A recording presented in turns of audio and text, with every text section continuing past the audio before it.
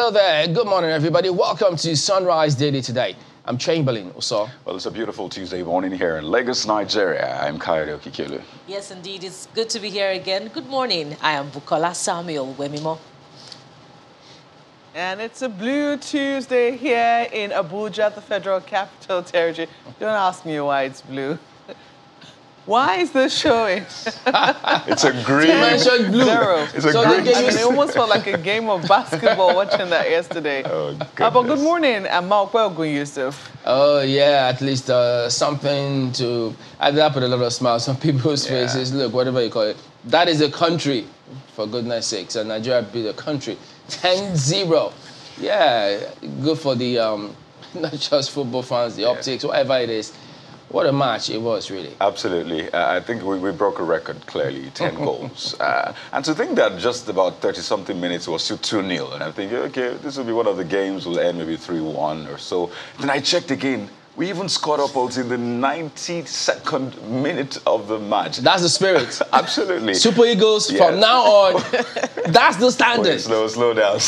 Well, it's refreshing considering the sad news we hear from our football, not just soccer now, other games. You know, so this is refreshing. Congratulations, Super Eagles. Absolutely. Way to go. I know there's a talk about, yes, Sao Tome and Principe is a small... Hey, 11 players. Even if we played against a kindergarten team, these are professional footballers we played against, and I think it's important to encourage them. But what is it they say about, they're not minnows in football anyway. Exactly. You don't underrate any team. And I need to mention, really, I think one of the things responsible for that, smooth play we saw with the Super Eagles was the pitch.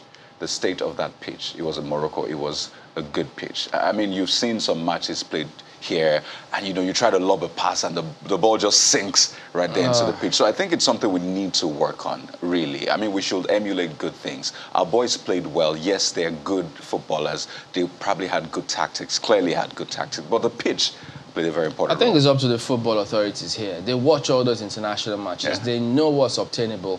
So why is ours so terrible looking? And when you watch the match of the Super Eagles, they were literally struggling. They could have been injured, by the way. And we spend millions renovating these things. You know what? It's not difficult to do. If they can't do it, there's several people who can do these things. Goodness. Oh, don't tell me it's corruption now. Somebody, no. And those pictures show dexterity, control of the game. That's my boy there. It's really commendable. Forgive me. And I hope that, although you guys say we shouldn't underestimate any team, I hope that this tempo can be sustained against all other teams that are seen to be stronger. Speaking about sustaining tempo, security. Oh dear, it's a big ask with security, guys. So from football to security, lots of concern. Remember those kidnapped passengers from that Kaduna, where they were headed to Kaduna rather, from Abuja? Well, yes, you know that 11 of them were released and have now been reunited with their families. But while several others are still in captivity. And much as, yes, it's good to see, but there's been several questions. I think after 75 days in captivity, thereabout. So good pictures for people to see, and even going, just the thoughts of that scenario even happening. There's so many questions really about some of these because, well, much as the kidnappers are asking that government release their children, who are held hostage in an orphanage in Adamawa under the supervision of the Nigerian army. So it means there's information about that. And then they also did say government knows our demands. So people keep wondering, so what is this that they say government knows what we want? What do they want? Who are they? So they know who their children are. There should be a lot more that they should be telling us, much more than we know. I mean, other than we're talking about the fact that there are really big questions about all of these killings going on in different parts of the country. There are several people who think, look, there is a game, there is a scheme going on here. There's something much more than the authorities know, and they're telling the people. Yeah, I know the military has said, well, they've tried to avert even bigger disasters. Yes, we'll give it to them on that. On the flip side, you see that even after this particular kidnapping, in fact, killings as well, we've seen several other kidnappings. And when you say sustain the tempo, I mean, I guess that's the best we can say this morning. First, we still have more people in the custody of the terrorists. Yes, 11 people have been released. I mean, sights of joy. You can imagine. I recall breaking that news March the 28th. It was late in the evening. We started hearing trickles. And imagine being in captivity for that long, March the 28th, up until this moment. Just a few days for it to become 90 days. They've been in captivity. So yes, a lot to cheer. But we still have a lot more on our hands. So while we, commend, I imagine, the negotiation process and all of that, and the security agencies, we still have a lot of job on our hands. And just looking at that video there, it's almost getting me emotional. Sweet relief for, family members who have been reunited with their loved ones. Wow, it's just the gratitude for the gift of life, for them returning safe. And I'd like to align with Chamberlain here by asking some questions. There are questions that are very key, particularly because the terrorists say that government knows their demands. I noted that they said they don't want money, that the government knows what they want, that they want their children. Who are these terrorists? Who are their children? Why were those children arrested and kept in an orphanage in Jimeta? Their children are aged between 1 and 7. I mean, you would think that they're negotiating to have some of their operatives in government custody return, but these are children. Now, they said they were arrested from their wives, taken from their wives. Who are their wives? I think government should also engage with their wives. I recall a certain story about kidnapping in some part of the Northwest some years ago. It was one of the wives of the commanders that leaked a secret that led to the release of the victims. So women are key in peace negotiations. I think government should engage with their wives. Let's know more about this. I'm sure this is the point where government would say, oh, negotiations are confidential and high-level secrets that cannot be divulged because of public safety. But these are some areas that can be explored. So can we say government is negotiating with terrorists now? But government negotiates with terrorists, whether we like it or not, but they would just not be out in the open to talk about the negotiations. But there's still a question mark about whether or not money has been demanded, really, because we've heard that ransom was paid and all of that. So you just wonder. So there's something not quite transparent about the process. Clearly. Malkwe? Well, I know that, quite a number of things have been said, and, the pictures are just what we see. They were released on Saturday, but they finally got to reunite with their families yesterday. When you think about it, they were on their way to Kaduna. You could almost say that it's taken them almost 2 months plus to travel from Abuja to Kaduna because they were held captive somewhere. It's really very sad. 11 are out now, I think, bringing maybe perhaps the total number of people that have been released so far, because don't forget that a pregnant woman was also released as well. We're told that a woman who was pregnant in captivity also gave birth to a baby. Now, it's not clear whether she's also a part of this number of people that have been released, but we're happy to see these ones back. Whatever it was that was done to see the release of these ones, is it possible for them to continue it so that the remaining 50 or so whom we hear are still in captivity can be released? It's really very sad to know that all that people tried to do was travel from one part of the country to the other, and they have been abducted. This picture is good to see, but we look forward to the release of the remaining ones traveling on this train, and also many more who have been taken in different parts of the country. Oh, yes, indeed, Markwe. That's good to know, really. But we have to just move right on and take you through some of the dailies now.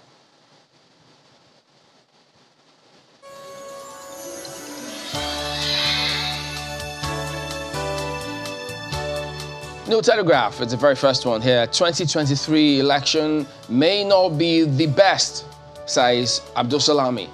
Well, remember, he's a member of this committee. They usually go around, people sign the National Peace Accord to conduct themselves decently and devoid of violence.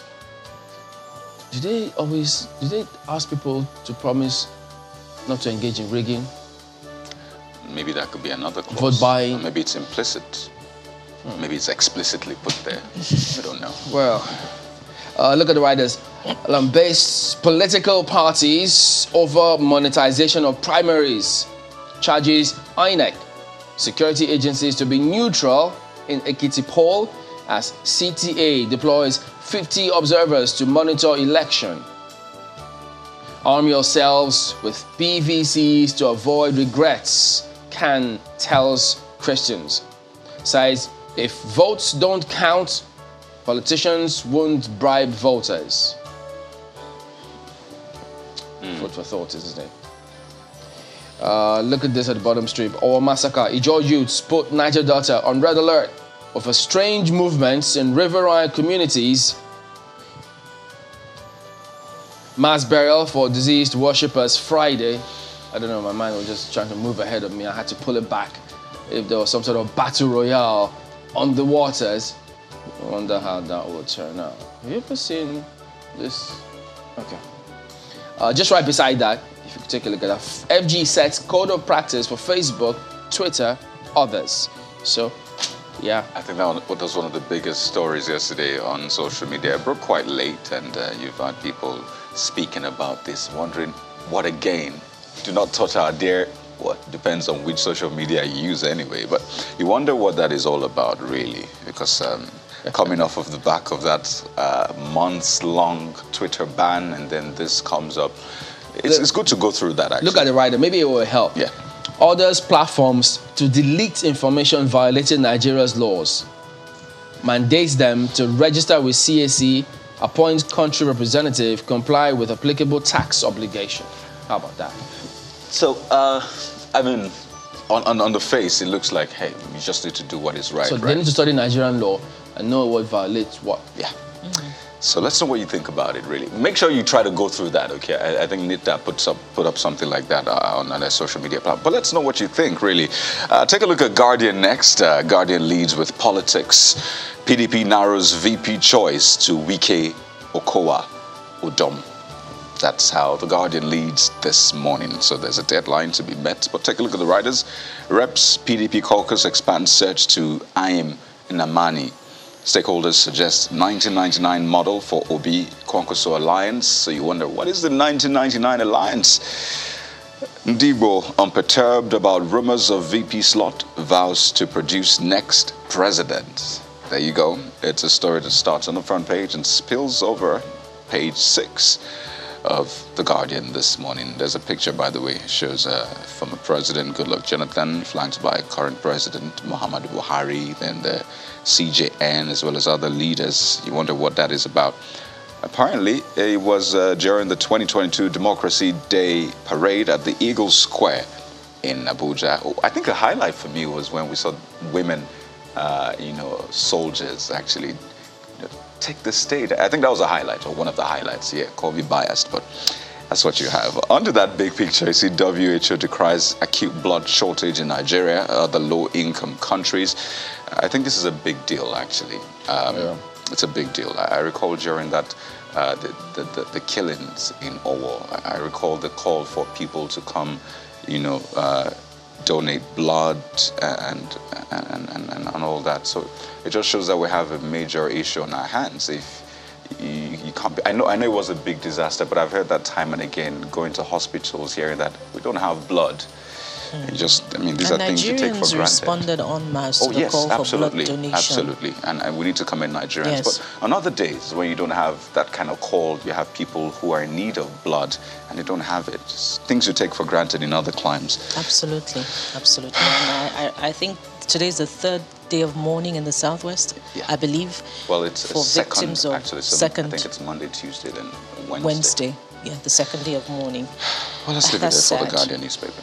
From the Guardian newspapers, let's flip to Daily Trust. The Daily Trust also leads with politics. It says, Tinubu's camp narrows down on Shetima, Atiku on Okowa. I think there's this talk about how Atiku cannot win without the votes from the South-South. So it's between now Governor Wike of Rivers State and Governor Okowa of Delta State. But we'll find out in a few days. So I've learned to just wait and hold on. I know all of the projections and all of that, but hey, it's just a few days away. I can wait, right? You can wait. Okay. Let's look at the riders. Ashiwaju meets Buhari tomorrow. That's Tinubu. CPC elements push for Malami Sirika. Kingibe nominates 3. Gusau's panel recommends Okowa, Wike, Udom. Parties have 72 hours to submit nominees, and Kadi says he can wait. Of course, we can wait too on Sunrise Daily. Let's go to the top corner of Daily Trust. We see here, after collapse, fluctuating power grid remains low. That's another cause for concern, considering how businesses are struggling. That's one of the things that I would have looked at earlier on today on the program. And lastly, before we exit Daily Trust newspapers, there's this one that I will go after myself after the program, and I recommend: How Defections Created Leadership Vacuum in the Senate. It'll be interesting to know about it. I wonder how you go after it yourself. I'll read it. That's what I mean. So it's a read I recommend for everyone. How defection. Not that it's going to be a best-selling article or novel, but just to inform you and get you some updates. And get to know about the inside politics of the National Assembly. Okay. Would that be it? Okay. Malkwe? Well, take a look at Vanguard newspapers, and they have this one for you. VP, APC eyes Shetima, Lalong, Wike, Okowa battle in PDP. So it's all about the VPs on page 5 of the paper. Muslim ticket to feel more division. That's according to APC stakeholders. Can PFN Arewa coalition oppose Muslim ticket? Peak Lalong Muslim ticket will create crisis, Arewa coalition tells APC. Tinubu to name running mate on Thursday, that's according to a source. Peter Obi's Labour Party, Kwankwanso's NNPP working towards accord. That's according to a spokesperson. You also find this story here. Reopen our varsities now, Anglican Church tells federal government, as ASU threatens to sanction non-compliant varsities over strike. So that's also on the front page of the Vanguard newspapers. Other stories you see here, deadline for voters registration remains June 30.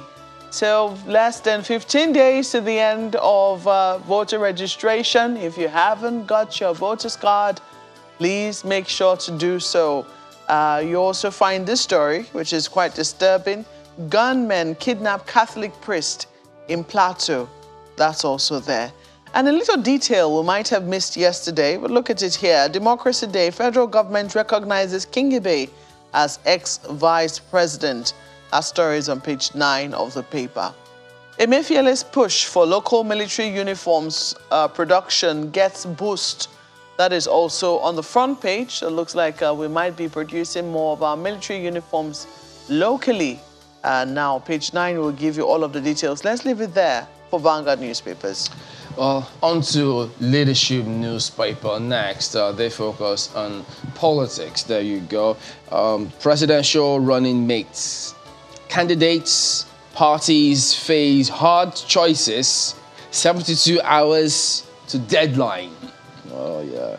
All this S's just everywhere. And that's not it. That's not all. APC stakeholders wants Northern Christian as running mate to Tinubu. Ex-ACF scribe roots for Dogara. Shetima, Ganduje, El Rufai still on the card. Atiku, PDP pick running mate today. We could deserve to be VP, Oka. So that's what you see right there. So they're all, yeah, you expect this kind of narratives, don't you? So, yeah, while you keep tabs on that and see how that will eventually how they sort themselves out, which they always do. And yeah, so that's the big lead on the front page of Leadership today. Well, for the Nigerian News Direct, it's also focused on politics. Muslim ticket. Narrow your search to Northern Christians. APC group warns PGF. PGF is Progressive Governors Forum. And you see the writer will not alter principle of federal character in choice of VP. That's coming from LP. LP is Labour Party, by the way. Last I checked, we have, 18 political parties, right? So, I mean, you're meant to have 18 choices to pick from. So it looks like, okay. So I just wanted to put it out there because it looks like people are restricting themselves. But hey. Well, if you're active on social media, you have a fair idea of where, the direction people want to head in terms of voting, But I hope that they make do their promise and not just vote on social media. Well, so this conversation will be interesting on the show, clearly. But just to put it out there, hey, you have choices. That's the essence of democracy. So that's the lead on the front page of Nigerian News Direct. And you see that one, FG to monitor harmful accounts, coordinated disinformation networks on social media. Yeah, that's the latest direction for the federal government.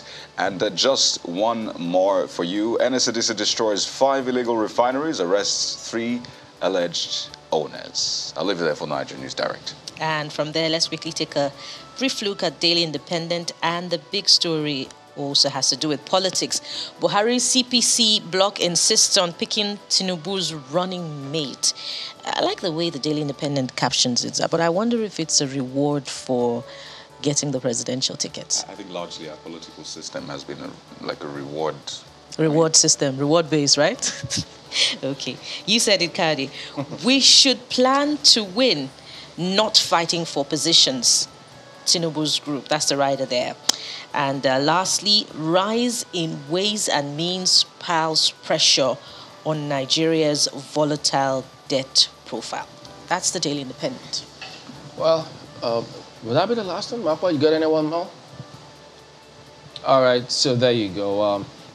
One hopes that at the end of the day, while the political climate gets just almost all set, the economy should be a big ask. The performance of the economy, what will they do to improve the lives of individuals? Yeah, you could see all of those agitations, but the economy is always key and should always remain that.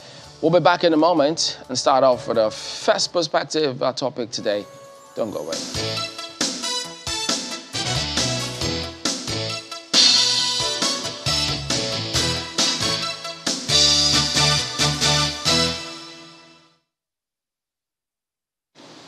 All right, welcome back to Sunrise Daily. So this morning we'll have almost what we could just call a roundup perspective on development about registration, getting your permanent voter cards, preparations for the elections, the role of INEC, and the experiences of all of those who may have gone to get themselves set for the elections. So we'll have quite a number of people who are on this morning. And then INEC will go ahead and give us their perspective from what people have experienced. And so we do have Mr. Festus Okoye. He's the National Commissioner and Chairman, Information and Voter Education Committee for INEC.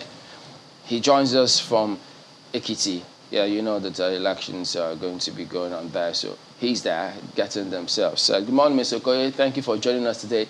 I'm almost going to say that you're almost getting as popular as those presidential candidates now, because now we have to be calling almost every now and then. Good morning. All right, and then we also do have, I think we have Charles Obina, who's a member, he's a candidate for the House of Reps position for Enugu North, Enugu South of the APC. He joins us from Enugu. Mr. Obina, I hope I got that right. Did I? Yes, you did. Okay. Yes, you did. It's Charles Obina. All right. Good morning. Sometimes these names can be, the parties can be stuck in your head, and you give APC for PDP, PDP for APC, LP for SDP. Those kind of things can happen, but then at least not now. But we also do have some guests in Abuja. Mark, why could you do us the honors to introduce them?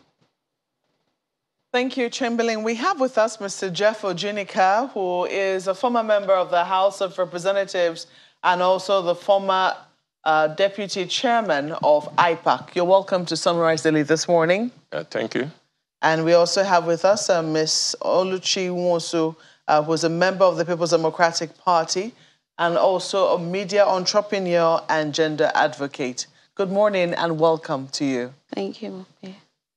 Well, perhaps we'll start from here, Chamberlain, or would you like to do us the honors and start the conversation in Lagos? Yeah, just a brief one, because, I mean, Mr. Okoye will get to hear them all out before he then responds to the experiences. But we'd like to just hear from Mr. Okoye, having seen the headlines and so many waiting for the political parties to submit who their running mates will be. Mr. Okoye, could you tell us, do you have any parties submitted any names as of yet, or who their running mates will be?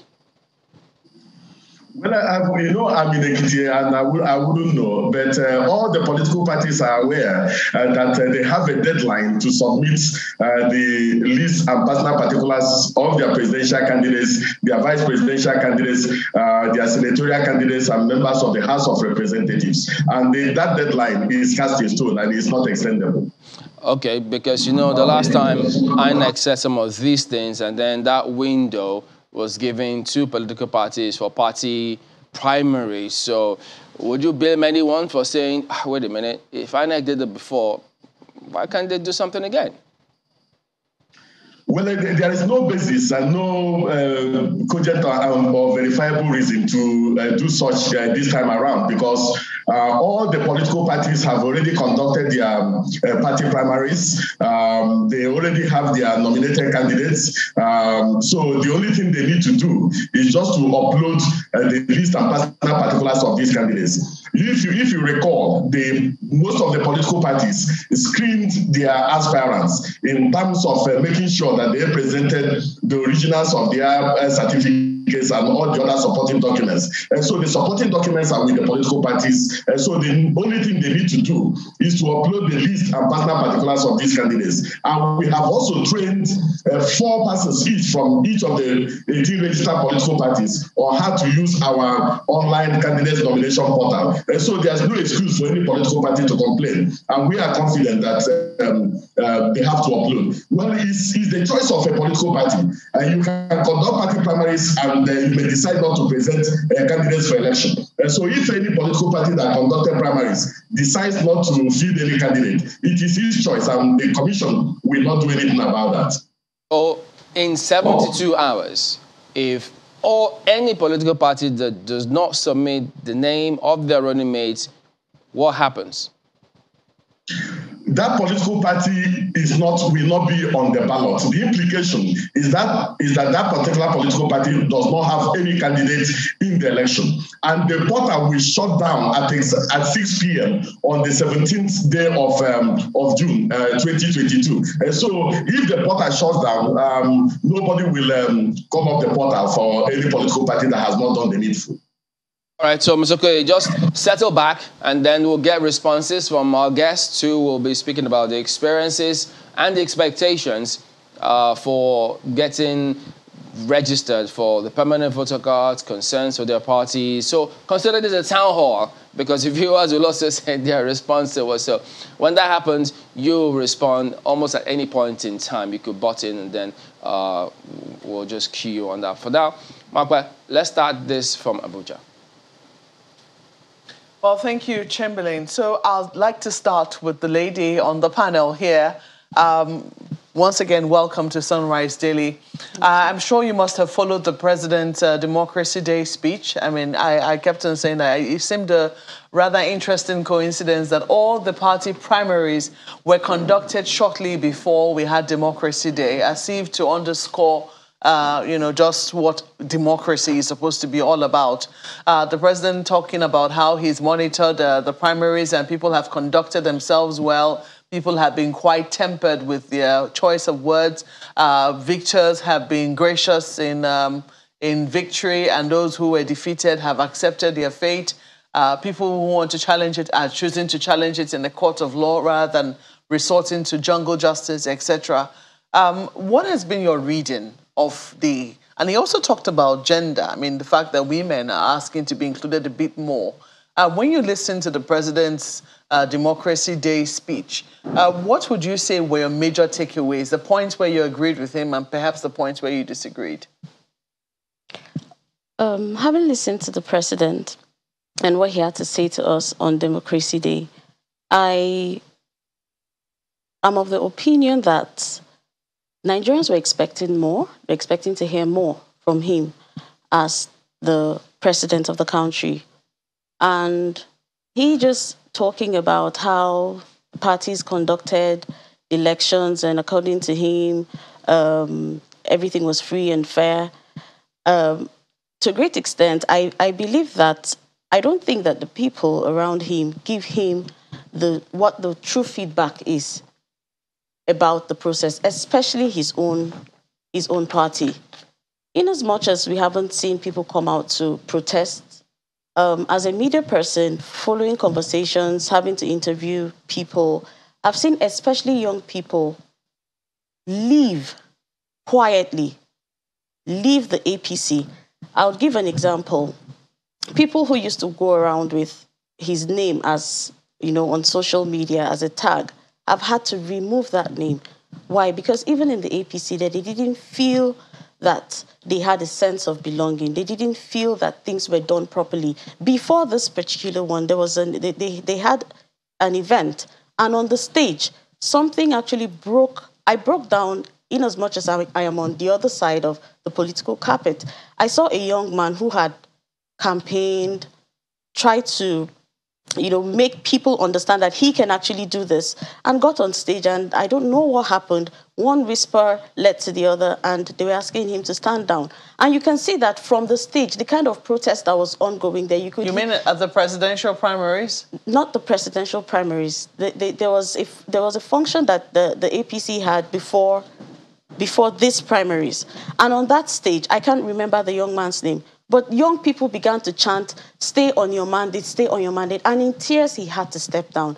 Things like that it goes a long way to tell us as young people in the country that is a battle. There's so much we need to do to get there. And then why did you have to do they just rely on the strength of young people to go up there? Why can't they encourage people to come out? And then when we come out, why do they force us to step down? So him coming out to talk about how free and fair, it's a far cry from what we see as citizens. That's at the APC convention. That was sometime in March. Yes. Most likely. Yes. But I'd like to ask you, when you say people expected more from the president, what more would you say that the people wanted to hear from the Democracy Day speech? We wanted to hear how much plans or how much he has done to help, for example, simply secure us as a people. Insecurity is one of the biggest challenges we face. You don't sleep with your two eyes open, and then when you come out, you don't feel safe. You don't travel by roads anymore. And then how many Nigerians can actually afford to fly? So we needed to hear certain things. Recently, something happened in Owo. I can't find the right word to describe that crime. And we are still looking forward. We're still expecting that he was going to say something other than watery statements that we see once in a while.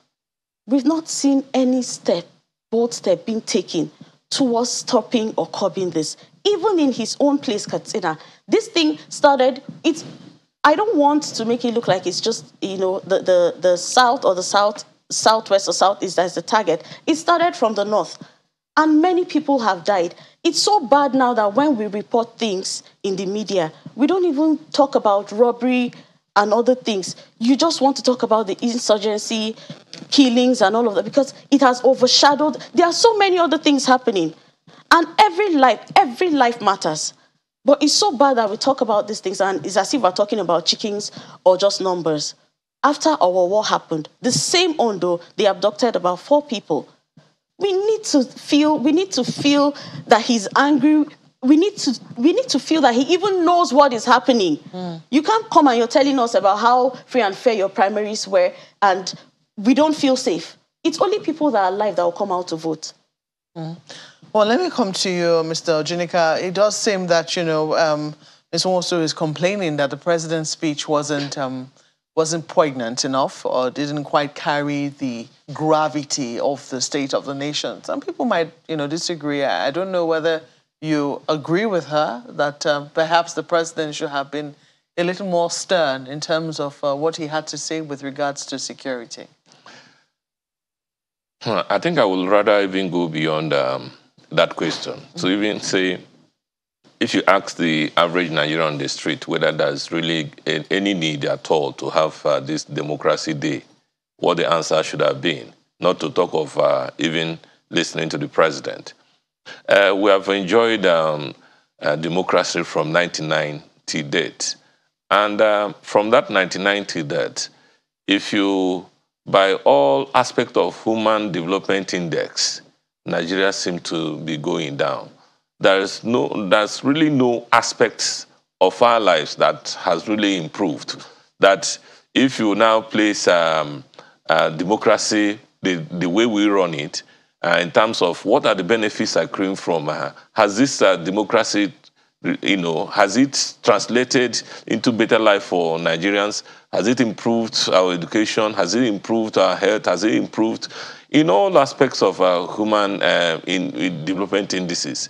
You can, the answer that you get from the average Nigerian will be definitely something in the negative, in the sense that it seems that every aspect of our life seems to be suffering from a lot of decay.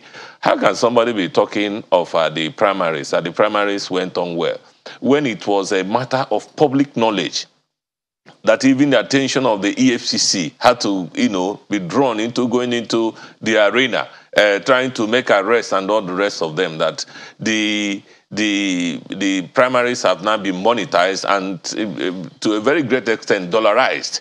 In fact, it was after the primaries that Nigerians have come to realize that we don't have money, we don't have dollars in our central bank, that our dollars are with the politicians.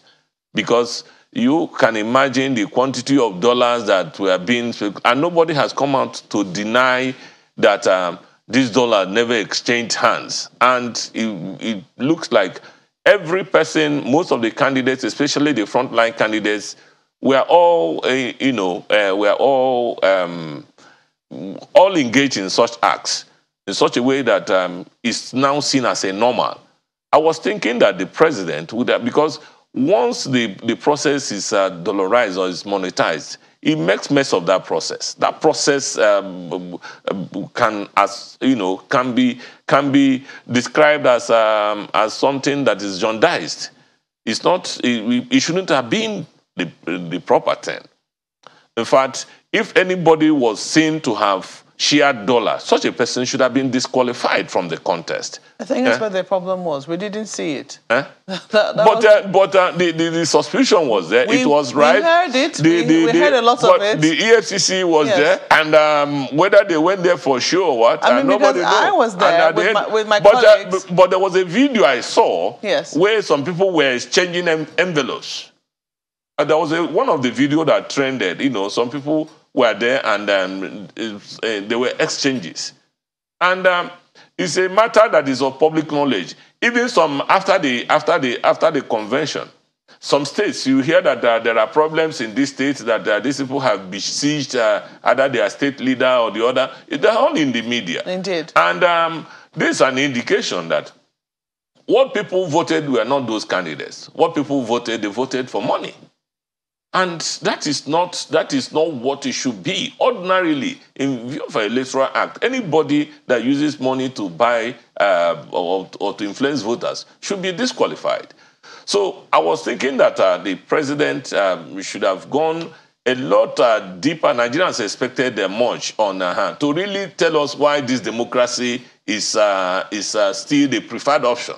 Because a whole lot of things, Nigerians are not really feeling that this democracy, we're not feeling it. Well, I am just wondering, on Friday last week, I had the chance to interview a gentleman also on this issue of democracy. And I was saying, for those who are about to give up on democracy, who are thinking that this is not the way to go, maybe this is not the system of government for us, especially when you consider quality of life, etc., etc., and about to give up on it, what would you say to them? He said, he gave a very interesting response. He said, if you think that you're down, they say he who is down needs fear no fall, that if you're down, you can be trampled upon, that, even your head can be stepped upon.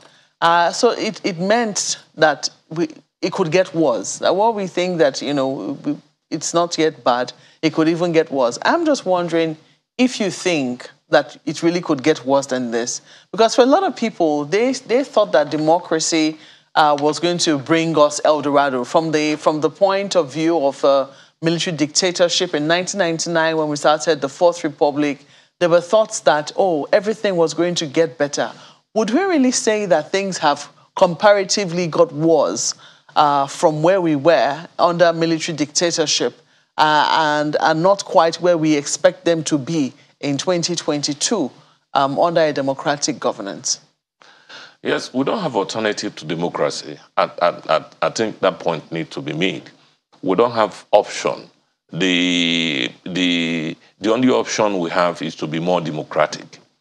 But my position is that the democracy should be of benefit to our people. I happen to be part of this process in 1999. In 1999, I was a member of the State Assembly in Imo State.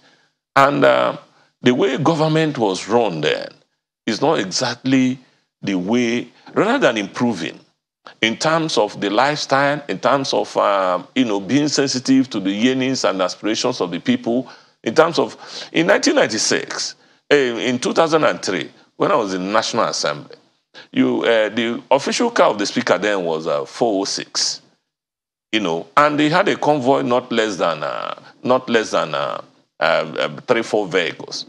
But at the time, the thing so to the point that you can now see in the speaker's convoy, one of them left at a time, and they said they were up to 100 vehicles in a convoy. The cost of running the democracy had been so wealthy on Nigerians to the extent that less than 5% of the population will be taking what belongs to the 95% of the population. That's out there, no jobs. People are graduating day and day and day, and the few jobs that they will create will be shared amongst the elites. That there are agencies in the country as of today that is for the novel rich. You cannot, if you want to know the big names in the country, if you go to CBN, if you go to PENCON, if you go to PTDF, if you go to some of these agencies, that's where is the sons and daughters of the privilege in the society that work there. Your brain can never take you there. It's only your surname that can take you there. This is not what democracy is all about. And that's not what it should be. There should be equal opportunity. Democracy should create equal opportunity. That all votes are equal. It should also create equal opportunity for all Nigerians. But the system we run is completely a departure from what democracy should be and what it is in other tenets. How, in other parts of life, how can you ever imagine that countries like Venezuela, they don't have oil, they don't have crude. They import crude. Venezuela. They import crude. Some of they import crude and refine and sell refined products. Whereas in our own case, it's unimaginable that we still. If there's anything I know Venezuela is one of the oil-producing countries. Yes. But none of our refineries can work. We have 3 refineries. None of them can work from 1990 date. That as of now, as we talk, those refineries are not producing anything. How can we say that? What of our power generation? More than 200 million people managing. Big questions. I mean, and I think that your experience, you've had a fair share of military rule. You've also had a fair share of democratic rule. But let me ask someone whose maybe major experience has been largely that of a democratic experience. I do not know what stories you've heard, or how many years you experienced under the military regime, or how life was then when you did experience it, or what your life is right now. But if you were to compare, would you say that quality of life under a democratic rule, under a democratic system, has greatly improved over what we used to see in military, under the military? No, I would say I was very little when at least I got to see a little of Abacha, Babangida, and all those people. And one thing I cannot take away from the military regime is the discipline. In as much as we've heard stories about looting and all of that, there were some things that I would always want to talk about security, because I was born in the North. I grew up in the North. And I know some of the experiences I had there. Under the military, I doubt, I'm sure you've heard the saying that if insurgency lasts, particular as the government has a hand in it. And to a very great extent, if you have to compare and analyze things properly, you would see that there's so much to question with what we have today as democracy. The people, the leaders we have are questionable. Their activities, their conduct, all questionable. Why can't we have people stick to or do things how it's meant to be done? What's the dividend of democracy? If I'm still I'm still complaining about being hungry, I see young people complain about unemployment. Take it back to 2012 under, he said something and said we need to be more democratic. Mm-hmm. I totally agree, and that is why I stuck to this side of the political divide, because the name implies People's Democratic Party, and everything we do is in line. That's our ideology. A perfect example was in 2012. It was attested that Nigeria grew to the point where you could refer to us as the third fastest growing economy. What do we have today? We have been described as like a poverty. We have even gone below what you call poverty. Is that bad? Mm. So why would you? There's no comparison. If people were left to choose, people would prefer to go back to, the military rule. But I want to say that there's so much more that democracy has to offer. If only we can get the right leaders in the right places, we will be able to enjoy the dividends of democracy. Because as a citizen, I don't think I want to be working in fear of, yes, sir, the military thing. It just wouldn't work for me. But we need to understand that this democracy we have is a gift. We need to protect it. We need to defend it. We need to stand and take this thing back from these people that have stolen it. Because I would use the word stolen. They've stolen what democracy is meant to be, and they're just giving us shambles. Let's send this to my colleagues in Lagos. I'm sure they have questions. Well, yeah, let's bring in Charles OBrien now. He's joined us via Zoom in Enugu. Good morning, Mr. OBrien. Well, you may have a lot of things on your chest as well. But in addition to that, what experiences do you, or have you heard people say, when it has to do with registration and getting the permanent voter cards? Because there seems to be this buzz about it in terms of, because that is the main criteria for you to be eligible to vote. Yeah, thank you very much.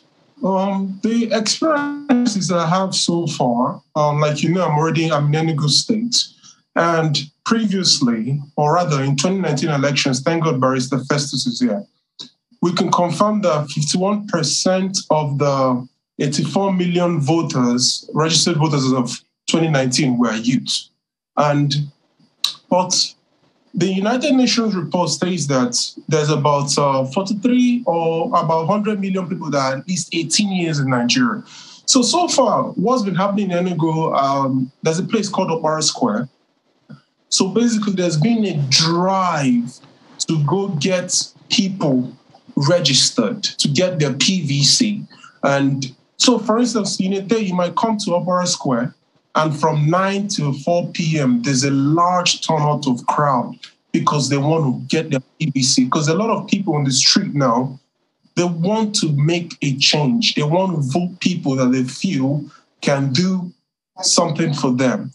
So the experience has been interesting. So, for instance, if you go into some private individuals, they might just decide to get food and share out to people. Someone can come, but like 20 bags of water, or 20 bags of pure water, or bottles of water, and share amongst the people that came over, so that they can get their PVC. So it's just been an incredible experience of people coming together, of people being driven to go get their PVC to make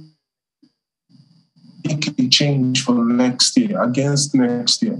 So it's been incredible people. They actually want to make a change this time around. So it's been an interesting experience. Now, this crowd, because we imagine that when it's this kind of time, this kind of scenario, chances are that more often than not, you will get to see a crowd trying to register.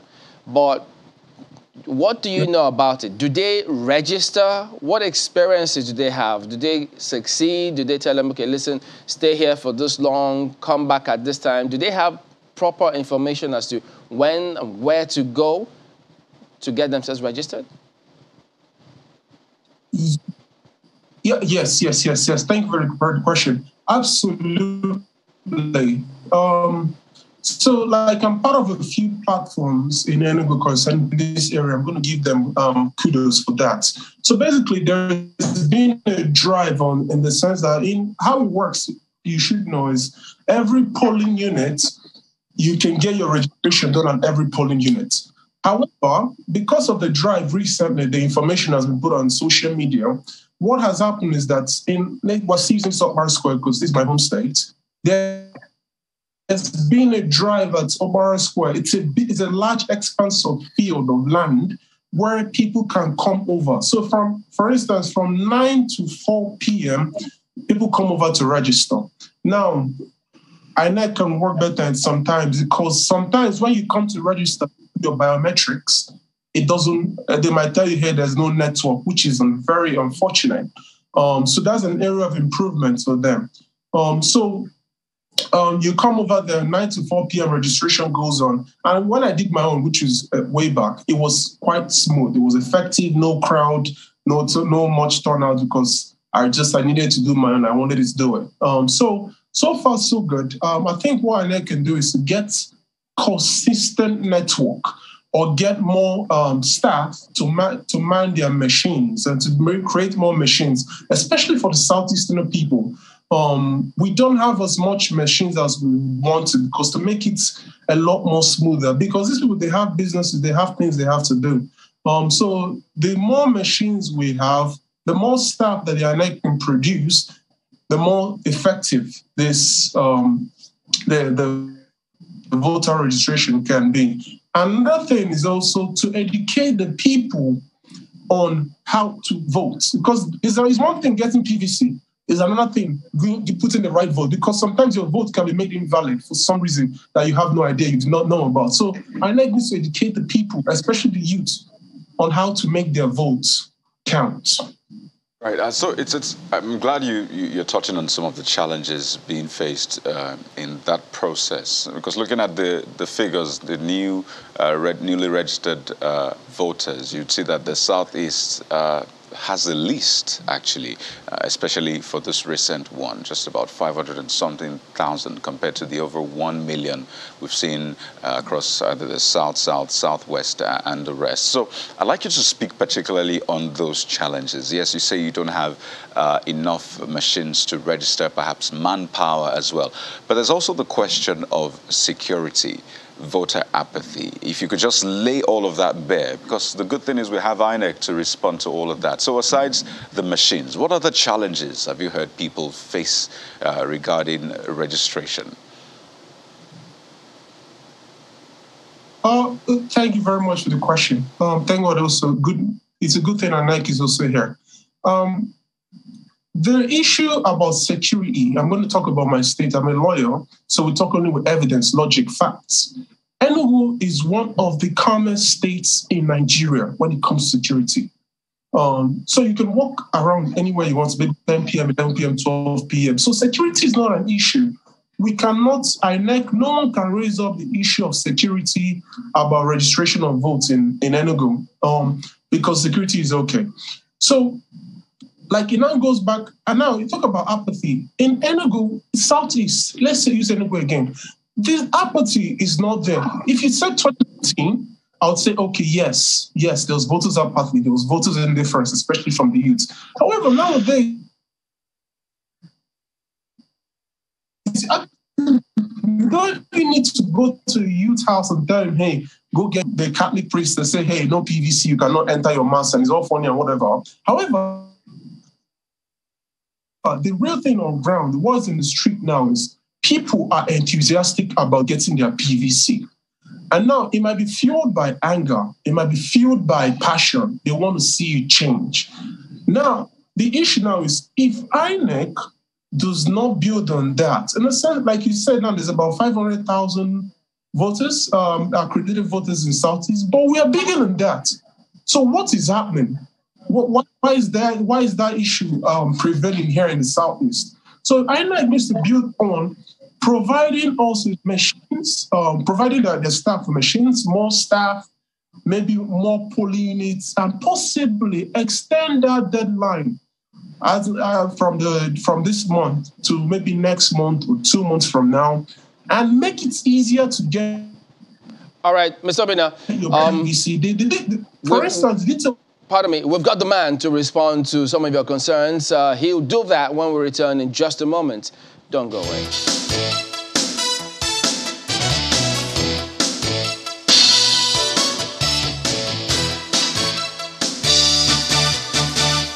All right, welcome back. Continuing our focus on getting the right information out there for voters, the electorate, such that they can register. We've heard some concerns raised by Mr. Charles Obina from Enugu. Mr. Okoye, I'm sure you heard that, but we'll come back to you, Mr. Obina. Let's bring in Mr. Festus Okoye. He's in charge of voter education for INEC. He's also a national commissioner. Well, from what he's saying, Mr. Obina, that is, he thinks that INEC seems to be dampening the enthusiasm that lots of young people have to register. What say you? Well, as far as the commission is concerned, the upsurge in terms of those who are coming out to come and register is an affirmation of the confidence the Nigerian people have in the ability of the Independent National Electoral Commission to conduct free, fair, transparent, and inclusive election. However, you will also recall that this process of voters registration exercise under the CVR started 11 months ago. In June 2021, we rolled out the online pre-registration for new registrants. And then in July, we rolled out the physical process of registration. And within this particular period, sometimes our registration officers register just one single individual a day. But there's a new resurgence, there's a new enthusiasm, and there's a new faith in the electoral process. And that is the way we view it. So the Commission has responded positively to this new trend by deploying additional machines to states of acute pressure. We've deployed additional machines to Lagos. We've deployed additional machines to Kano State. We've deployed additional machines to Oyo State. And we have also deployed additional machines to the 5 states of the Southeast.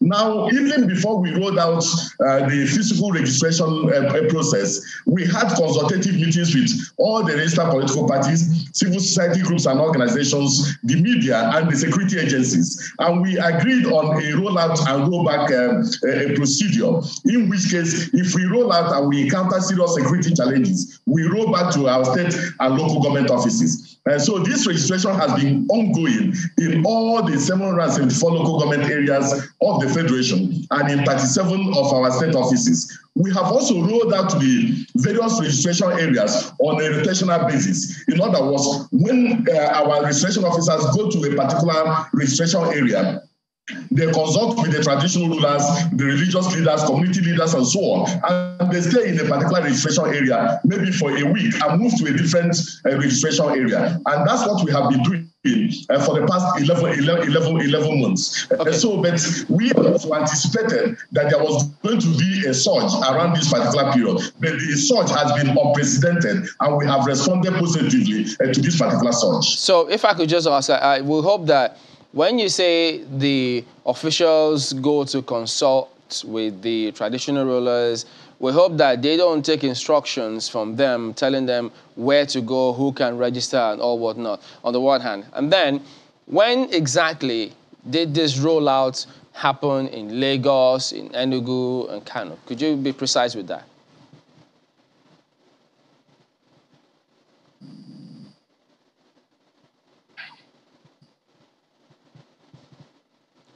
Can you hear me? Yes, I can hear you now, yes. When did the rollout happen in Lagos, Enugu, Kano, for instance? No, what we did was that in all the states of the Federation, the online pre-registration started in June 2021, while the physical registration started in July 2021. What we have done is to deploy additional machines to states of acute pressure, but we roll that in all the states of the Federation at the same time.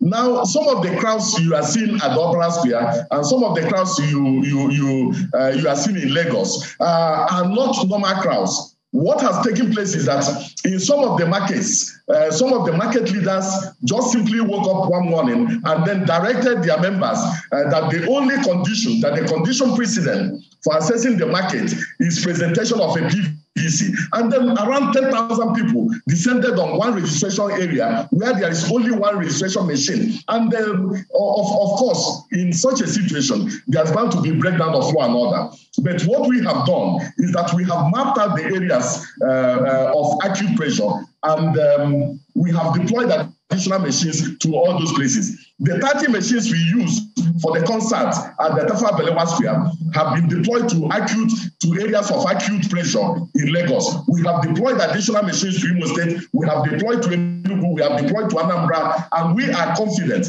that with the measures we have taken, that we are going to stem this pressure, and that every Nigerian who presents himself for registration will definitely be registered, because it's their constitutional right and also it's their sovereign right to register and exercise their democratic franchise. Mr. Okoye, I wonder if you're referring to, when you say market, I wonder if you're referring to Alaba International Market, because of the security reports coming from that area, and not just that area, a number of areas in Ojo local government, Amuwo, Dofin, Alaba International, and other parts of Festac. Alaba, let's start with where they say hoodlums attacked, the registration centers there and carted away machines. And the areas are populated by Indigo, and they're saying that it's a deliberate attempt to marginalize them. What are the security reports that you're getting about that? Is it the same? Is it the same?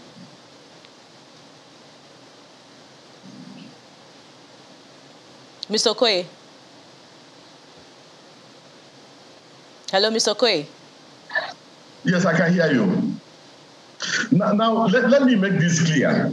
If you look at Section 12 of the Electoral Act 2022, it makes it very clear that you are entitled to be registered as a voter, one, if you're a citizen of the Federal Republic of Nigeria. Two, if you have attained the age of 18 and you have never registered or you have never registered before.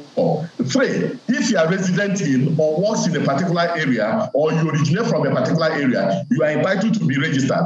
Four, you must also present yourself to the registration officer for you to be registered. And five, you must not suffer any form of disability that prevents you from registering as a voter. These are the conditions for registration as a voter. Now, the point I'm making is that we mapped out the areas of registration even before we started this voters registration process. And there is a timetable for movement of the machines from one registration area to the other.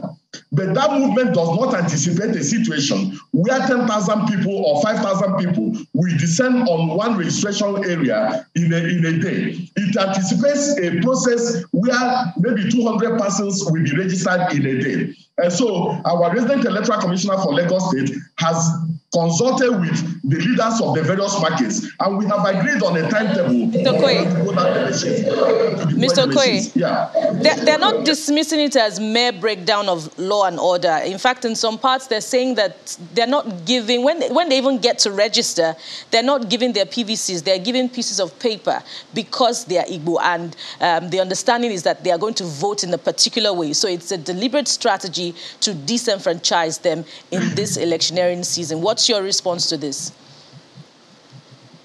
Well, my response is that when you go to the registration center to go and register, the moment you complete your registration, we give you a slip which indicates that you have completed your registration. Now, after you are given a slip, we also run the entire registration in our ABIS to remove multiple registrants. When we remove multiple registrants, then we will now go to, we will do what we call claims and objections. Thereafter, the permanent voters card for each registrant will be printed, and they will come and collect those permanent voters cards. So we are not distributing the permanent voters cards now. The permanent voters cards that are being distributed at the moment are for those who registered during the first and second quarter of registration. Those are the ones that are being distributed now, and also those who couldn't collect their permanent voters cards before the 2019 general election. And so that's exactly what is going on at the moment. We want to assure Nigerians that every Nigerian who is desirous of registering, we have an opportunity of doing that. The chairman of the Independent National Electoral Commission has promised that the commission will do whatever it takes, and we give every option open to make sure that all Nigerians get to register. And we assure all Nigerians that there is no impediment to their registration, and that we are going to register all those who are desirous of registering. And also ensure that those who have registered get their permanent voter cards. But you're a lawyer, Mr. Okoye, so I'd like you to respond to this, because we've seen trends on and off social media, people being denied access either to church or to their market stalls or wherever because they do not have a PVC. Is that an infringement on the rights of those people, denying them access just because they don't have a PVC? I've said it. If you want to consult me as a lawyer, you need to pay the necessary consultation fees for you to consult me as a lawyer. Now, we will not dabble into issues around religion and issues around markets. But all I know as an individual is that it is the constitutional and sovereign right of an individual to register as a voter and to also vote in an election. It is also the person's right not to register and not to vote. It's a civic responsibility, and if you so wish, you may just sit at home on election day and watch television or play football. But a good citizen will register and exercise his or democratic franchise, because that is the way to go. You must be interested in the way your country is governed. But it is it's a voluntary thing. There's no compulsion in people going to go and register or not to register. But I won't dabble into religious issues and into other issues, because I don't have the expertise in that area. All right, Mr. Obina, could you give us your quick response to what you heard Mr. Okoye say? Has he answered your questions or concerns? Thank you very much. No. He has raised some points which are good. However, he said that the INEC has not seen a scenario when 10,000 people can descend upon a registration unit. However, Barrister Festus should know that Nigeria is a place of home to over 200 million people, meaning that thousands of people should be expected or can be expected to arrive in a polling unit due to maybe one instance or the other. So also being offered an excuse that maybe the unit has only 200 people.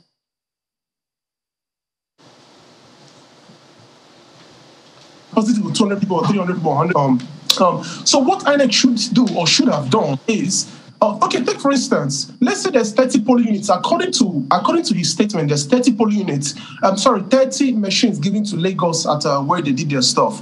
Now, if there are 20,000 people at that polling unit in a week, that amounts to about 600 people to one machine, which means that a lot of people will lose their time, energy, source of income just to try and get a PVC. So now, if you're putting that kind of obstacle is in place, that means that some people might not want to come there and do their PVC every day. They think about, okay, I might go there and I'll waste my time. Look, you showed us a video about someone talking about this. So to a certain extent, with all due respect, no, our concerns as youth have not yet been satisfied. INEC should find a way to either employ more staff open more units for registration, get more equipment, 30 machines to thousands of people. All right, Mr. It's not enough. All right, let's get to Abuja Thank as you well. so Let's much. see if they equally have as much concern. Markwe?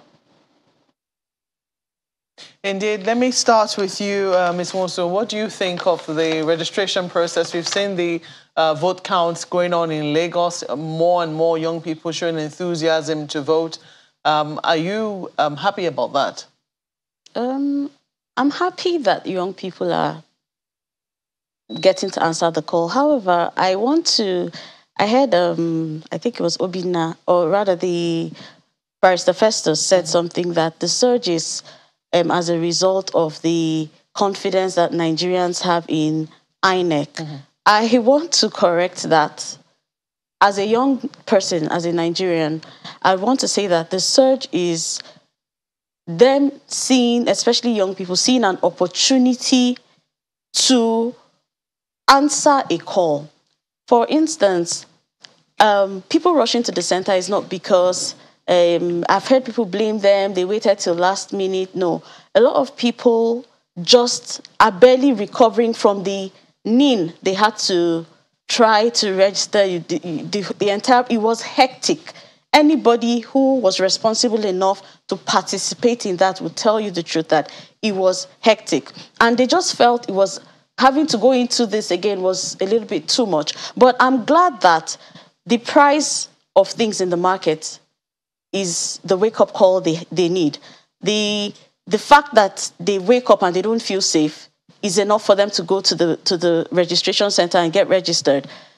The fact that we do not have leadership is enough for them to go to the registration centers. The fact that we wake up every day and we need to tell ourselves the truth that the current administration has failed us through and through is enough for us to get to the centers and vote. It has nothing to do with INEC. What I want to know is, have you received complaints from young people like yourself about the registration process? Yes.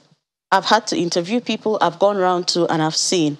And like the other man pointed out, I feel that the process can be made a little bit more easier because it doesn't really add up that you have this crowd. You've seen that there's actually a crowd and you're not deploying machines and putting things in place. And sometimes when they get there, they complain about network and a very, very important issue that I think should be addressed now. We need to begin to drive this narrative, else they will take it into the elections. The issue of our security agencies. They are supposed to be there to help provide security, not bully people, not beat up people, not try to stop people from exercising their rights. I heard them mention, while the other man was talking, he said something, they were interviewing someone, and he said the security agents, they were making it difficult. They're not supposed to have a business with that. As it is now, Nigerians, especially the youth, will move anything that stands in the way of them getting what they want. And what they want right now is a change of leadership in this country. Let me ask you, that's certainly something to chair, that young people are, engaging with the process. I was reading the tweet and someone said that that's certainly something to be happy about, because it means that they're willing to engage and that there is hope for this country when young people haven't given up. They think that it is possible for things to change. How are you reading this enthusiasm, and have you also received complaints of difficulty in being able to register to vote? Yes, I would like to draw the attention of the Independent National Electoral Commission to the following facts. One, Festus did say that registration is going on in 774 local governments. That may not be true to some extent. In my state, Imo State, the three local governments in my federal constituency of Osun, Olo, and Oru East have some security challenges, and registration are not going on in those places. So we'll also want to request that at the end of this registration, there has to be a special program for those areas that are challenged in terms of security-wise, because the security arrangement they have in place now, the registration they have in place now, the arrangement for now cannot really cater so well for those areas that are challenged security-wise. So there has to be, because in those areas you have to provide very adequate security, and you need to also do some form of education to be able to get people to come out, because people are shying away from coming, not even because of threats and intimidations and all whatnot. So I want to specially make a request to the Independent National Electoral Commission that the areas that have special challenges, especially the people of Oso, Olo, and Oru East, that a special program be designed for them for their registration.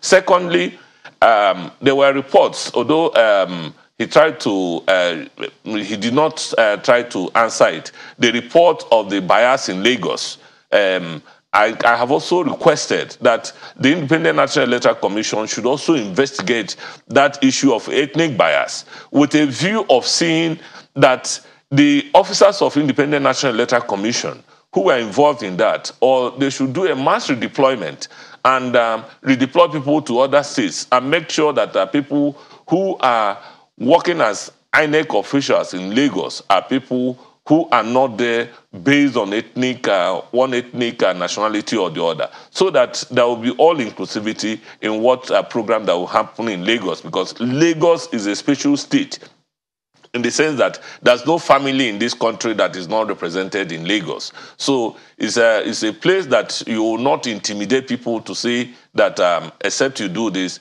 you will not be registered. Thirdly, the surge that is happening is not, you can see from the photographs, so many of people there are above 30, so many people there are up to 40. What's the reason why they are coming out now? The Independent National Electoral Commission should have gone back to the drawing board to really study what's responsible for this. And if you ask me, I can tell you categorically that it was the signing of the Electoral Act by the president, the signing of the Electoral Bill into Act, that instilled this confidence that now there will be no more cases of using incident this thing in such a way that people can raise fake votes. There's no more cases of people manipulating the process. So on that count, it's correct that there is a little more confidence in the ability of the institution? Because of the law in place now, you can you can check the back end, you can do all sorts of things. So it's important that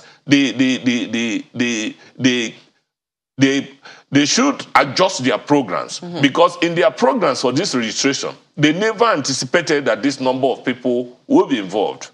Well, let me ask Mr. Okoye if that is true. Quite a number of things to note. She's raised 3 points, and she's also raised the point that it was difficult for people to get their NIN. And then going into that again, another registration process could have been a bit discouraging. I do not know if you have a response to some of these issues that have been raised. Yes, thank you, Mope. I listened to Obin, and I've also listened to Jeff. Incidentally, one of the local governments he mentioned, which is Olu local government, is also my own local government. So if somebody should have a special interest, I should have a special interest in what is going on in Olu local government. But let me just say this. But we did this voters registration exercise 11 months ago.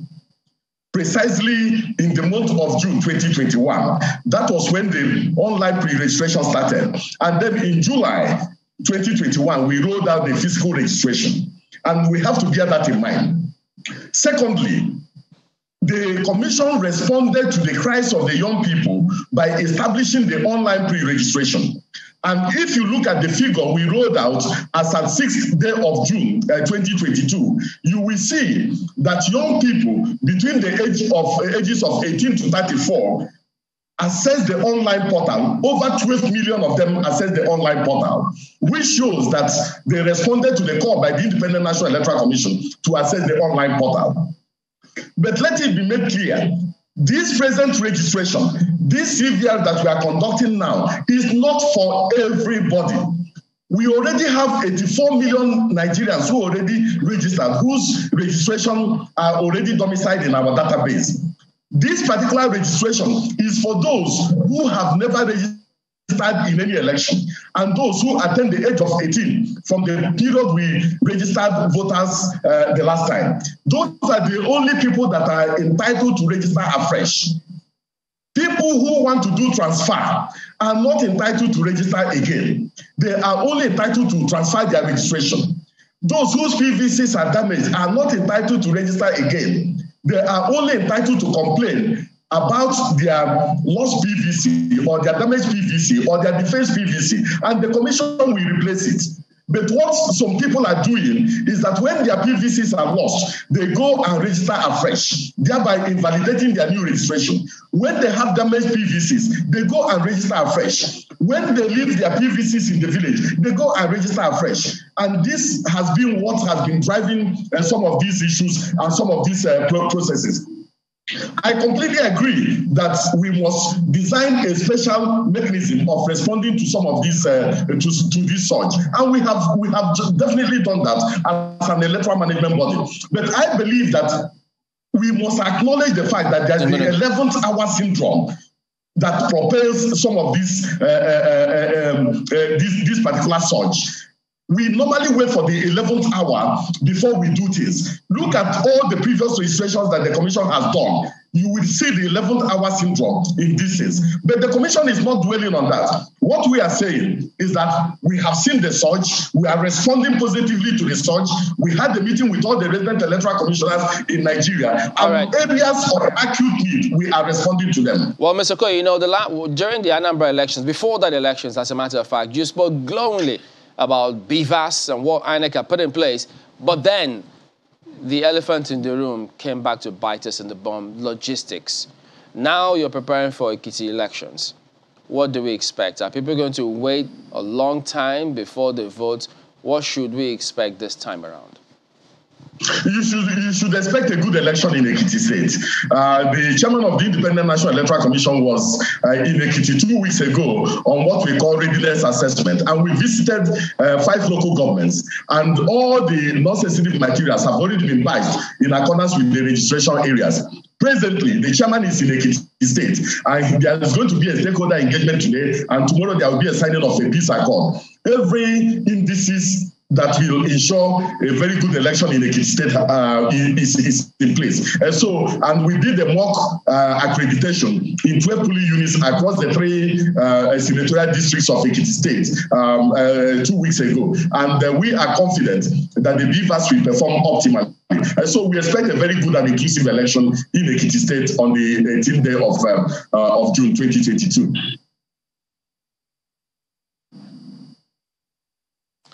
Well, I believe it's a fine place to leave the conversation. We have to thank you very much, Mr. Festus Okoye, who's the National Commissioner and Chairman, Information and Virtual Education Committee at INEC. Thank you so much for joining us all the way from Ekiti. We wish you a very successful conduct of the polls. I think that we might still call you again before the elections on Saturday, but we have to thank you for joining us today. We also have had with us Mr. Jeff Ojinika, who's a former deputy chairman of IPAC and also a former member of the House of Representatives. Thank you so much for coming on Sunrise Daily this morning. And we've also had the pleasure of the company of Ms. Oluchi Nwosu, who is a member of the People's Democratic Party, a media entrepreneur and a gender advocate. Thank you so much for coming on as well. Thank you for having me. And Mr. Charles Obin now, who is a candidate of the APC for the House of Reps for Enugu North and Enugu South constituency. Thank you so much for joining us as well. We do hope that registration goes smoother in the area that you are hoping to represent. Well, that's what we'll have to leave it for this segment. We will be back with more on politics. Find out just who we're bringing on in a moment. Please stay with us.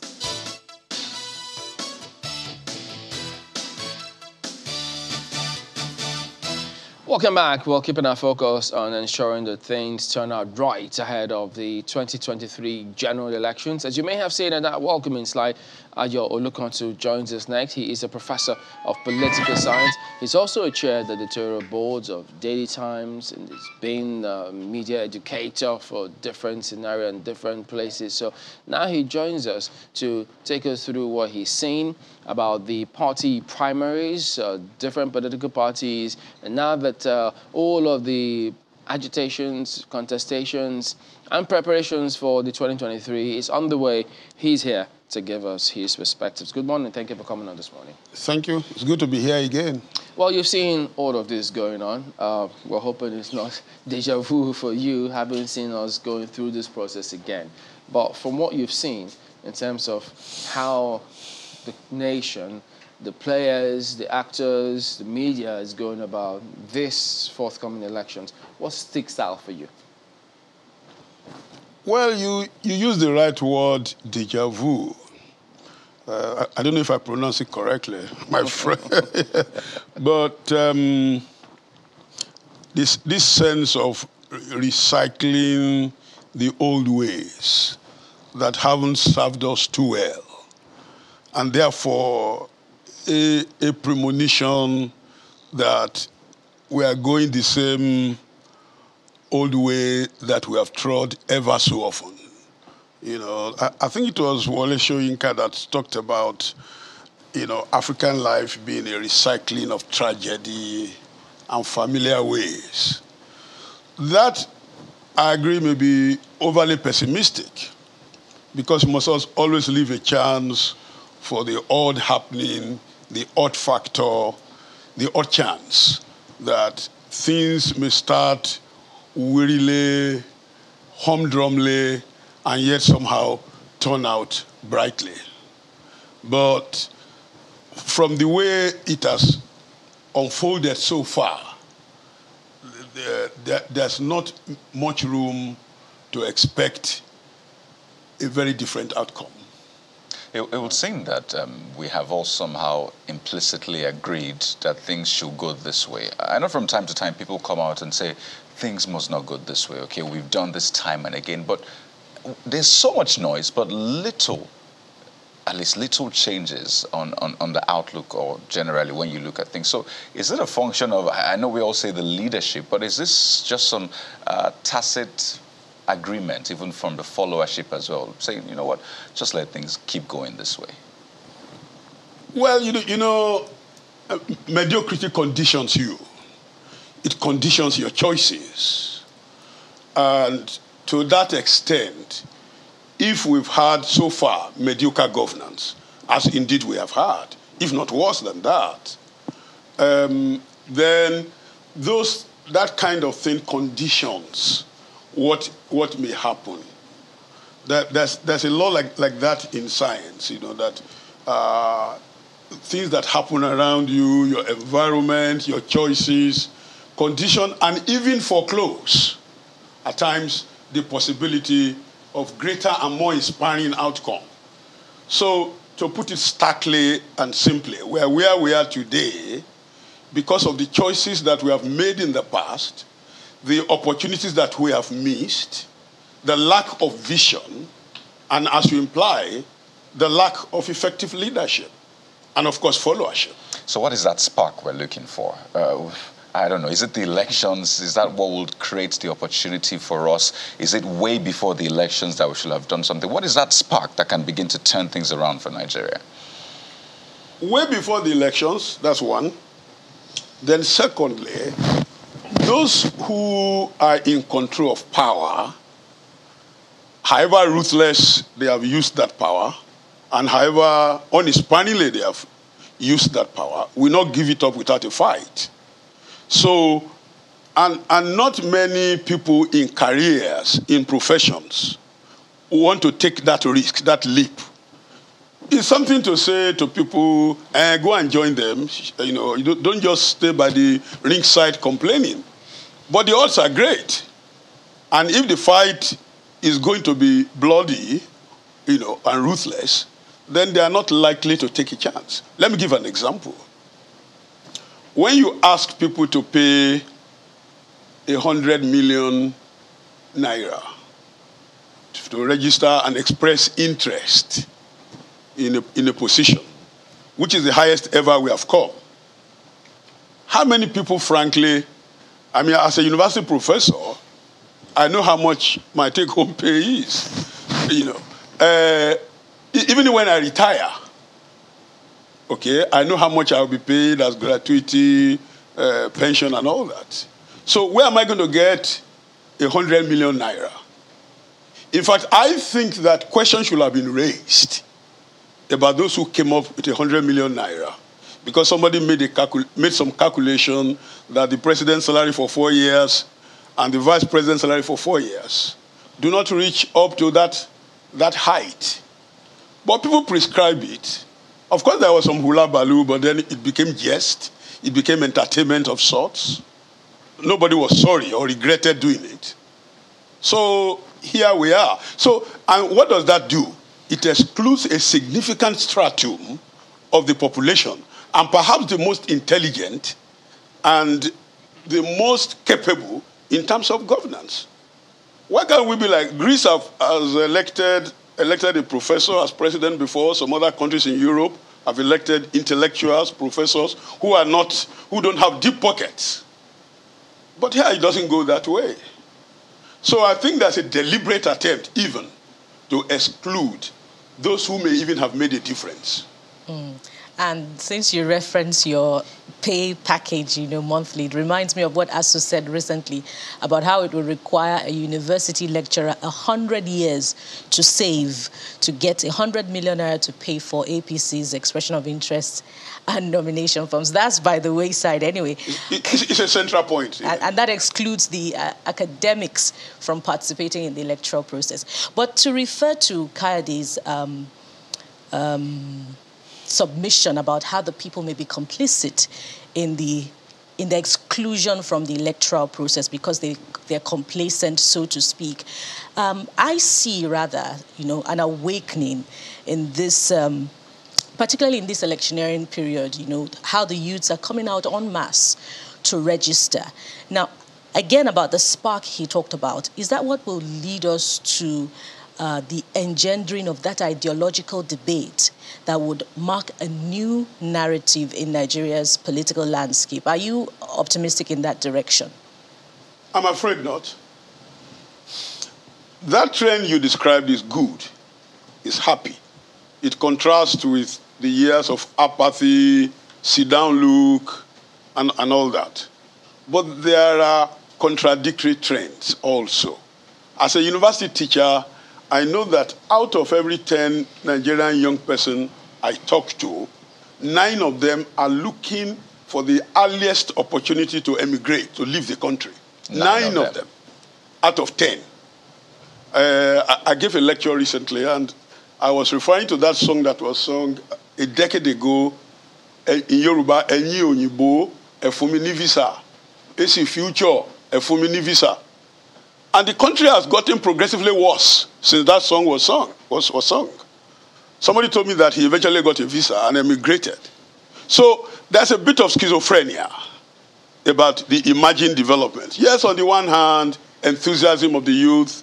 We are the demographic majority, that's true. The future belongs to us, that's true. And we had NSAS, which was a good development. Remember the daughter of the vice president and the daughter of the president of President Buhari were in NSAS. They joined the movement out of fellow feeling, empathy, frustration, whatever. But you know that the country is not well run, and it has gotten progressively worse, for a long time. So that enough for those who are still young and who have a future to keep, to cultivate, to create. That itself is enough to make people want to go. People are dying every day from insecurity. As I was coming, I was listening to the radio, and they said some bishop somewhere and the wife and the daughter were kidnapped. People are dying every day, And as I've written in my Punch column several times, there's not enough attention to the tragedies that we witness before our very eyes. And some have even theorized that there's a measure of complicity. That may not have been proved. But if not complicity, at least a measure of indifference. I've heard young people now these days saying, yes, we can travel, but we're leaving a family behind. And I think there's been this sort of consensus saying traveling abroad is not the solution, which is perhaps why we're seeing that push, that drive from young people We want to get involved in this. Let's make a future, not just for ourselves, but for our children. So perhaps that has since changed. Not every young person wants to travel abroad because they'll say, even if we travel, our parents, our family members are back here. And it takes me back to that question about the spark. What spark are we looking for, do we need right now to turn things around? Looks like we've not touched on that yet. The spark is leadership. Visionary leadership, creative leadership. That's the spark that's missing. Everybody knows it. You know, when you recycle tepid leadership, you're not doing anybody any, you're not helping the matter. The spark is leadership. I mean, all these great countries we talk about, you remember the Asian Tigers, Lin Kuan Yew, all of them, they were visionary leaders. And which means they set goals, they mobilized the nation behind them to achieve those goals, and they achieved the bulk of those goals. That's what leadership means. So if leadership is indifferent, is lukewarm to gargantuan problems. Only recently we had in the news an accountant general made away with 80 billion naira. And then in some other state, I think Rivers, 432 billion naira disappeared, and they are looking for it. The primaries that have just been held, one of the aspirants said the process was obscenely monetized, and he's right.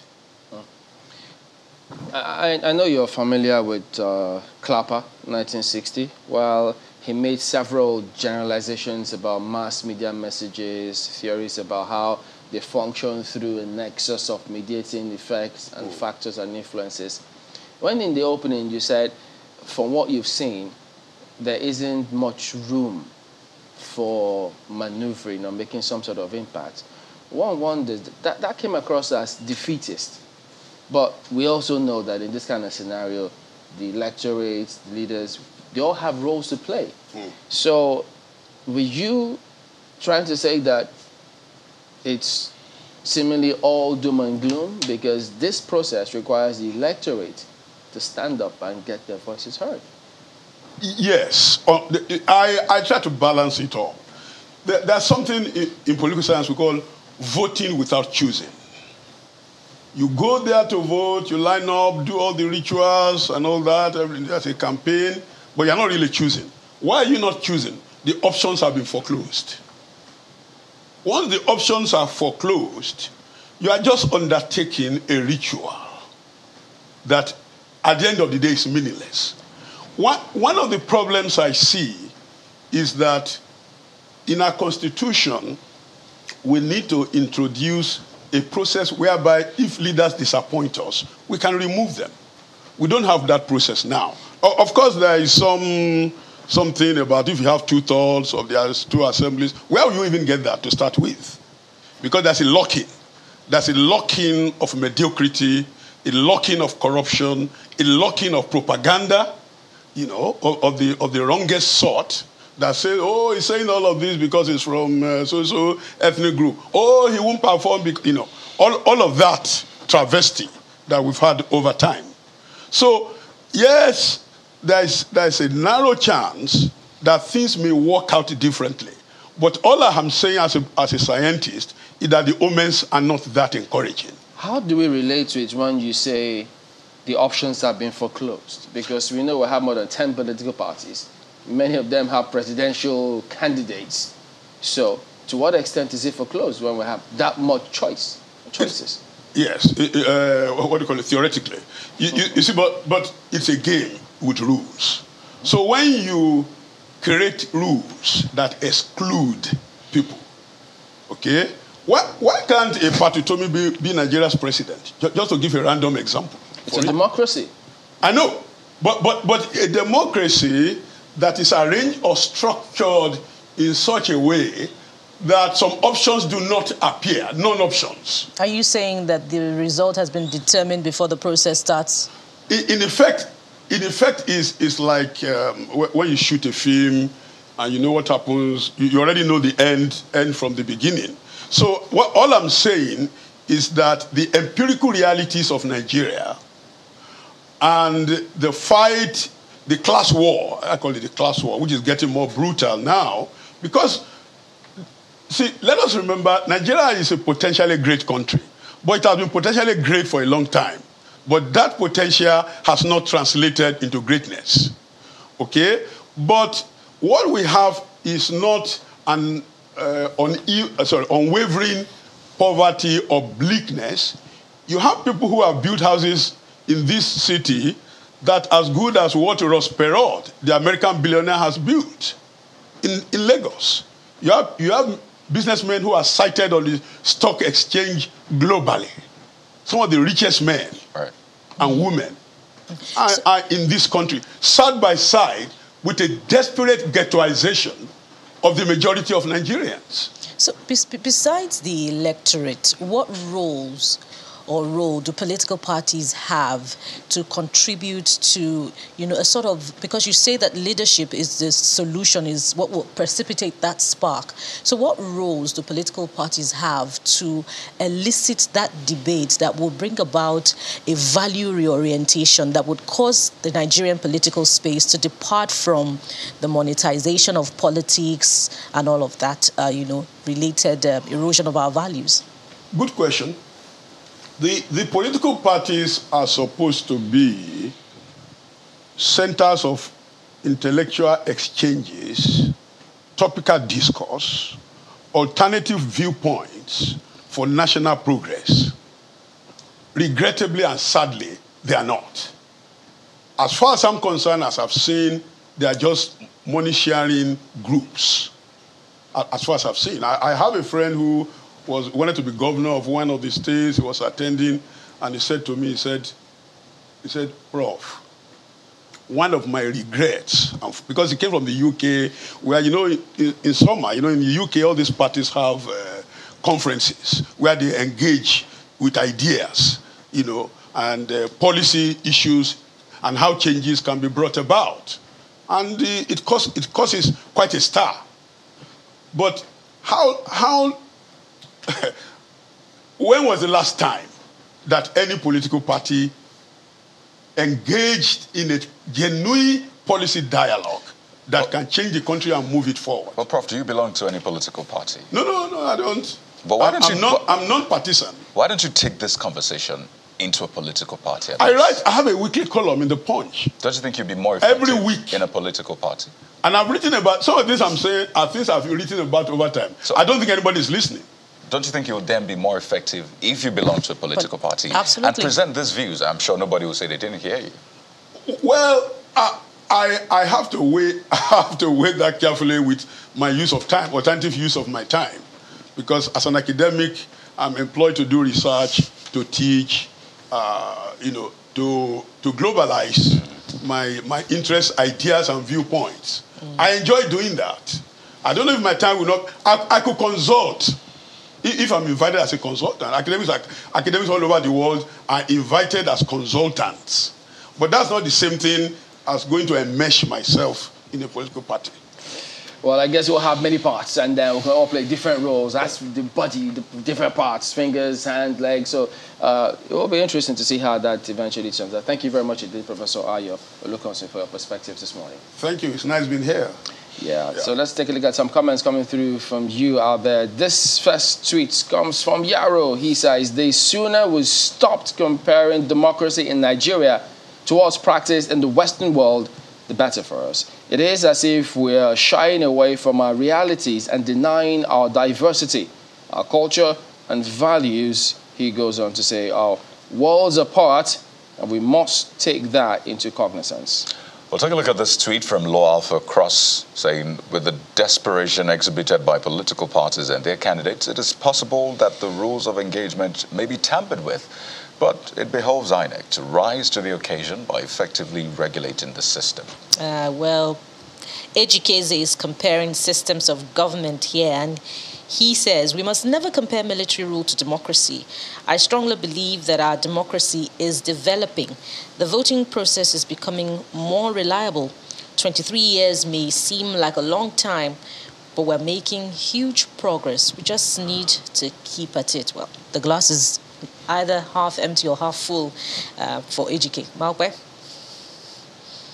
Well, our Chino Carlito, very interesting name, has this one to say. Says, getting it right goes beyond rhetorics and social media fanfare.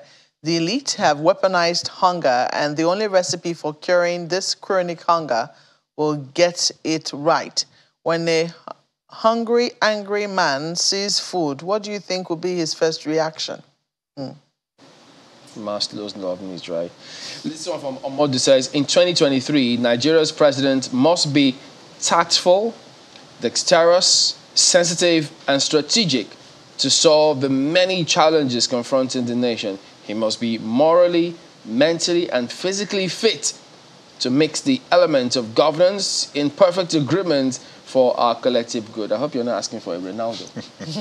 The question is, how do you even know? But take a look at this next one from Monica Inakena. 2023, it says, Nigerians must ensure that it's only candidates who will be elected ensure that candidates elected will be the ones that have capacity and capabilities of enacting policies and programs that will exhume Nigeria from the doldrums of poverty and a country where inherent politics will be fundamental, he says.